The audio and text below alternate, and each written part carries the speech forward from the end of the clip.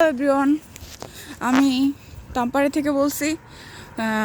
এখন আমি ফিনল্যান্ডে তাম্পারে সিটিতে আছি এবং এখানে আমি এখন যাচ্ছি আমার কিছু গ্রসারি কিনতে প্রিজমা শপে। তো এখনও দিনের আলো স্পষ্ট বোঝা যাচ্ছে, যদিও এখন রাত 9টা বাজে। এখানে সূর্যাস্ত হতে হতে রাত 10টার মতো বেজে যায়। তো আমি আজকে আপনাদের সাথে কথা বলতে আসছিলাম যে ফিনল্যান্ডের বর্তমানে জবের ক্রাইসিস এবং জবের অপরচুনিটি আসলে কীরকম সেটা নিয়ে।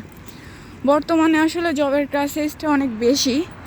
আসলে নতুন ইয়ারে এত পরিমাণ ইন্টারন্যাশনাল স্টুডেন্ট এখানে আসছে, যার কারণে এই জবের ক্রাইসিসটা বেশি পরিমাণে দেখা গেছে। স্টুডেন্ট বেশি আসার জন্যই মূলত এদের কমার্শিয়াল সিস্টেমে সমস্যা হয়েছে, যার কারণে মূলত ইন্টারন্যাশনাল স্টুডেন্টরা এখানে ফুড ডেলিভারি টাইপ, যেমন ফুডরা, ওল্ড আর রেস্টুরেন্টের জব আছে কিছু, and they doing like cleaning and washing dishes, এই ধরনের জবগুলোই বেশিরভাগ করে থাকে। এছাড়া আরও কিছু অফিসিয়াল জব আছে যারা কোয়ালিফাইডের জন্য, কিন্তু আমাদের মতো এশিয়ান কান্ট্রি দেশ থেকে হঠাৎ করে আসার পরেই কেউ জবটা পেয়ে যায় না, এখানে জবটা পায় না। কারণ এখানে একটা মূলত সবথেকে বড় যে ব্যারিয়ারটা সেটা হলো এখানে language. Most of the case এখানে জবের ক্ষেত্রে, অফিসিয়াল জবের ক্ষেত্রে এরা ল্যাঙ্গুয়েজ মাস্ট বলে দেয়, তোমার স্পিকিং, রাইটিং, রিডিং স্কিলগুলো থাকতে হবে। যার কারণে আমাদের মতো ইন্টারন্যাশনাল স্টুডেন্ট যারা ফিনিশ এখনও জানি না, বা এখানে দুইটা ল্যাঙ্গুয়েজ চলে, ফিনিশ এবং সুইডিশ, যাদের এই ল্যাঙ্গুয়েজ সম্পর্কে কোনো ধারণা নেই, তারা সে ধরনের জবে আসলে কোয়ালিফাই করতে পারে না। তো এটা একটা বিগ ব্যারিয়ার এখানে কোয়ালিফাই জব পাওয়া, অফিসিয়াল জব পাওয়া, এবং এখানে টিকে থাকাটা বর্তমানে বেশি টাফ হয়ে যাচ্ছে।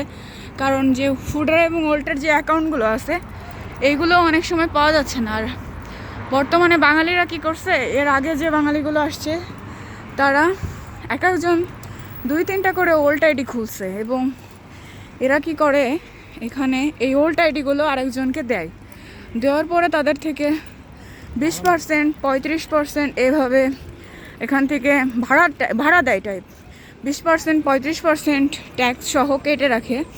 তো এটা আসলে আনবেয়ারেবল, কারণ এখানে যে পরিমাণ ইনকাম হয় তাই সেই ইনকাম থেকে যদি আবার 30 থেকে 35% যদি দিয়ে দিতে হয়, তো এটা আসলে দিয়ে এখানে এরকম অ্যাব্রোড একটা কান্ট্রিতে টিকে থাকা সম্ভব না। কারণ এখানে আপনার ঘর ভাড়া, কাপল অ্যাপার্টমেন্ট, যেমন আমরা থাকি স্টুডিওতে, এখানে আমাদের ভাড়া পড়ে যায় 450 থেকে 470 ইউরো মতো। সেখানে আরও গ্রসারি আইটেমে আমাদের খরচ থাকে 200, তো মোটামুটি আমাদের মাসে খরচ থাকে 700 থেকে 800 ইউরো। তো আমি ফুডরা অ্যাকাউন্ট যদি পাইও থাকি, যে ভাড়া নিয়ে থাকি, তো এখান থেকে আমার মিনিমাম যদি 1100 থেকে 1500 ইনকাম হয়, তো তার বেসিসে আমার প্রায় 600 ইউরো মতো আমার দিয়ে দেওয়া লাগে যার অ্যাকাউন্ট থাকে।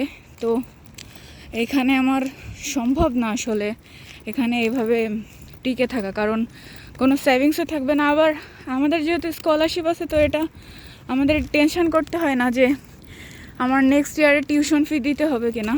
তো অন্য যারা আছে, যারা স্কলারশিপ পায় নাই বা টিউশন ফি দিতে হয়, এদের ক্ষেত্রে সমস্যা যে এদের আলাদাভাবে টিউশন ফিটাও ম্যানেজ করতে হয়। কারণ ইন্টারন্যাশনাল স্টুডেন্টরা যারা আসে খুব মধ্যবিত্ত ফ্যামিলির থেকে, তারা আসলে হয়তো প্রথম বছরের টিউশন ফিটা বাসা থেকে নিয়ে আসে, এরপরের টিউশন ফিগুলো নিজেরাই আর্ন করে দিতে চায় বাইরের কান্ট্রি থেকে। তো ফিনল্যান্ডের যে বর্তমানে জব সিচুয়েশান, এই সিচুয়েশানে আর্ন করে টিউশন ফি দেওয়া, এটা আসলেই আনবিলিভেবল একটা থিংস। এটা চিন্তার বাইরে, এটা কল্পনার অতীত। হয় আমি আর